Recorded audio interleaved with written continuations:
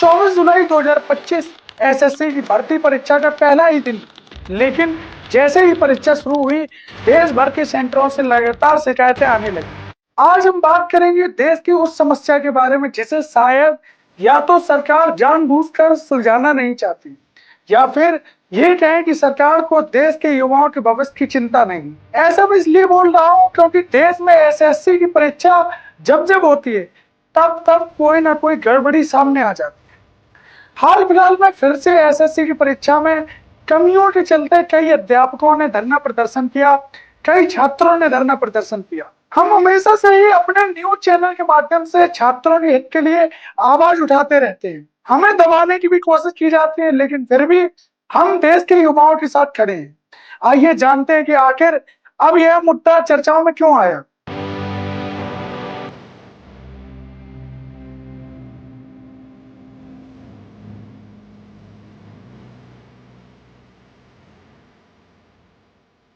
SSC selection post phase 13 की परीक्षा में इस बार भारी गड़बड़ी ने देश भर के युवाओं को हिला दिया है। छात्रों की नाराजगी सोशल मीडिया से लेकर सड़कों तक साफ दिखाई दे रही है। चलिए आपको बताते हैं कि आखिर इस आंदोलन और परीक्षा की अव्यवस्थाओं की सच्चाई क्या है। 24 जुलाई 2025 एसएससी की भर्ती परीक्षा का पहला ही दिन, लेकिन जैसे ही परीक्षा शुरू हुई, देश भर के सेंटरों से लगातार शिकायतें आने लगी। किसी को सेंटर 500 किलोमीटर दूर मिला, कई बच्चों से बदसलूकी की घटनाएं सामने आई, कई बच्चों को आधी रात में यह सूचना मिली कि उनकी परीक्षा कैंसिल हो रही है। परीक्षा केंद्रों पर तो server crash, system down, mouse न चलना और तकनीकी दिक्कतें आम बात हो गई। क्या सरकार और एजेंसी इतने बड़े एग्जाम की तैयारी इतने खराब तरीके से करती है? एक बड़ा सवाल सामने आता है। सोशल मीडिया पर #SSC vendor failure, #SSC system सुधारो जैसे हैशटैग चलने लगे। ट्विटर पर ये हैशटैग ट्रेंड कर रहे हैं और यूट्यूब पर भी ऐसी वीडियो कई ट्रेंड कर रही हैं जिसमें एसएससी से जुड़े आंदोलन की घटनाएं या एसएससी से जुड़े एग्जाम से संबंधित घटनाओं की चर्चाएं हैं। बच्चे कह रहे हैं हमारे साथ धोखा हुआ है, जिम्मेदार कौन है? हमारे साथ भविष्य के साथ खिलवाड़ हुआ है, जिम्मेदार कौन है?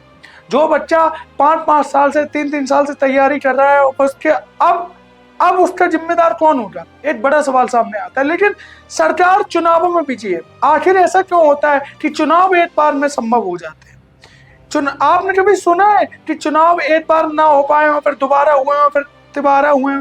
लेकिन परीक्षाओं में ये समस्या होती है। कारण क्योंकि ये देश के युवा है। अब समस्या ये सामने आती है कि जब चुनाव एक बार में हो जाते हैं, उसी प्रकार से जितनी भी देश में परीक्षाएं भी होती हैं वो भी एक बार में हो जाए, लेकिन कभी परीक्षाएं लीक हो जाती हैं, कभी सर्वर क्रैश हो जाता है।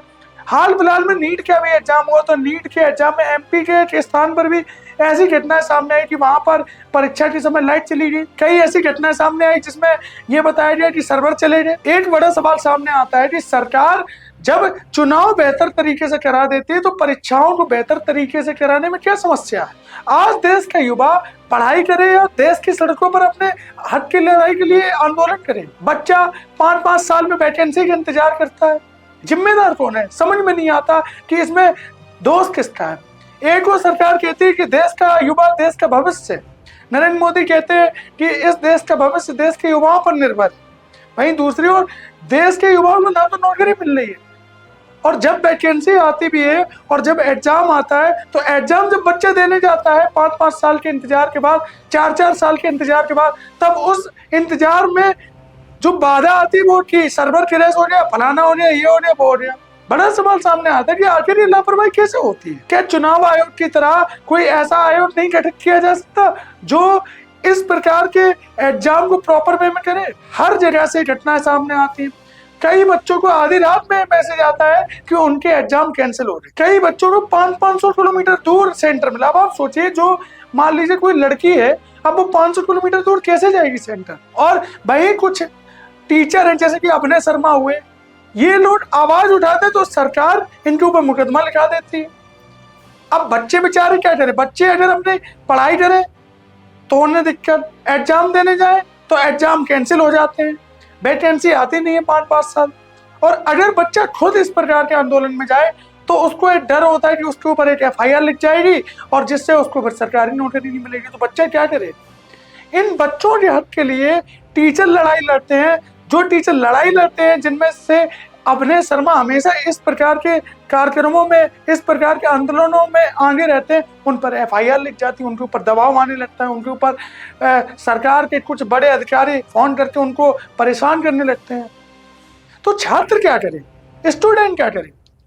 अब मान लीजिए कोई बच्चा इंटर के बाद, उसकी एज मान लीजिए 16 साल है या 15 साल है या 17 साल है, वो तैयारी चालू करता है। पहले बात तो वैकेंसी नहीं आती। आप ये मान लीजिए कि सरकार का ऐसा कोई विभाग नहीं है जहां पर कर्मचारियों की कमी ना हो, लेकिन फिर भी वैकेंसी नहीं है। कारण पॉलिटिकल पार्टी इंतजार करते हैं कि हम अपने लास्ट मोमेंट पे वैकेंसी निकालेंगे ताकि उनको वोट मिल जाए। वैकेंसी का प्रयोग किया जा रहा है वोट बैंक की राजनीति में। मान लीजिए किसी बच्चे ने इंटर तक की पढ़ाई की। अब इंटर की पढ़ाई करने के बाद उसने सोचा कि उसके घर की हालत खराब है, उसके घर की कंडीशन खराब है, गवर्नमेंट एग्जाम की तैयारी करते हैं।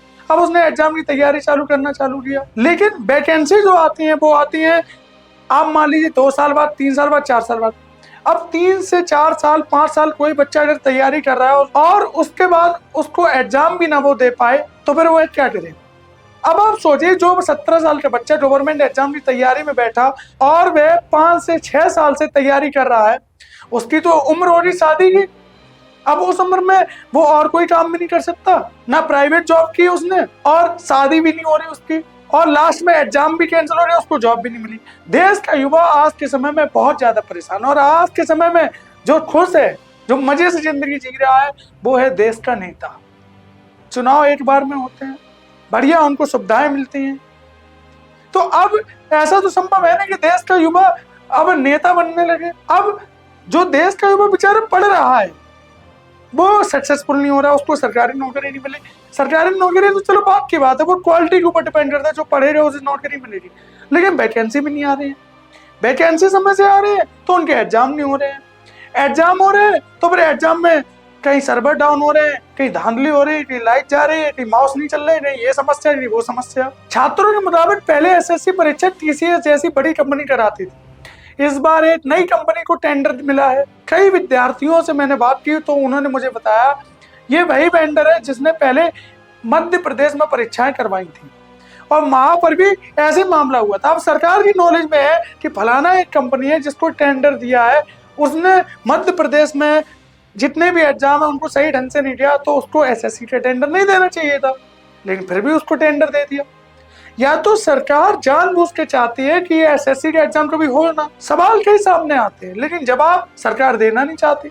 संसद में हर मुद्दे पर बात होती है। इस समय संसद का सत्र चल रहा है, सभी मुद्दे पर बात हो रही है। ऑपरेशन सिंदूर पर बात हो रही है, चुनाव के मुद्दों पर बात हो रही है, कई मुद्दों पर बात हो रही है, और बड़े बड़े न्यूज चैनलों की विडंबना माने उन पर भी इस प्रकार के मुद्दे नहीं उठाए जा रहे। यूट्यूब या सोशल मीडिया पर जितने न्यूज चैनल है वही केवल इस मुद्दे को उठा रहे हैं।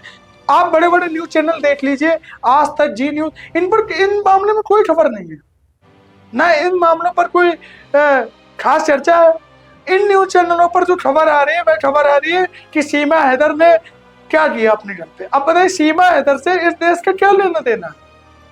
इन चैनलों पर खबर आ रही है कि IIT वाले बाबा कहाँ पकड़े गए। अब इन खबरों का देश के मुद्दों से क्या लेना देना? लेकिन देश का युवा जो परेशान है उनकी खबरें किसी भी न्यूज चैनल पर नहीं आ रही है। हमारा न्यूज चैनल इस प्रकार की पत्रकारिता नहीं करता। हमारा न्यूज चैनल पत्रकारिता करता है सही मुद्दों पर। सवाल सामने आता है, क्या SSC की अपनी परीक्षा खुद कराने के लिए कभी सोचना चाहिए? जिस प्रकार से सरकार के इलेक्शन एक पूरी संस्था कराती है, उसी प्रकार से SSC को भी अपने एग्जाम खुद कराने चाहिए। वैसे करोड़ों रुपए खर्च करने के पास सरकार के लिए है। सरकार 2 मिनट के अंदर करोड़ों रुपए खर्च कर देती है।